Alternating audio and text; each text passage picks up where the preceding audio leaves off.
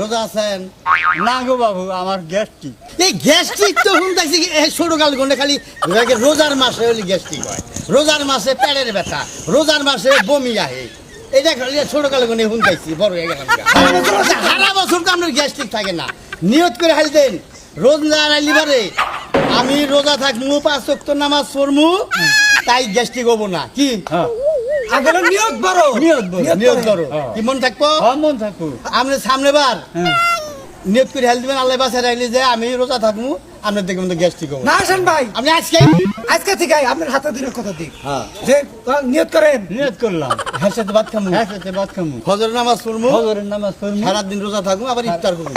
সারাদিন রোজা রাখবো, আবার ইফতার করবো। এই তো দেখেন, আচ্ছা আমার খাবার, খাবার কুত্তারে খাওয়ান যায়, কুত্তা তো খায় না, খালি বুক বুক করি।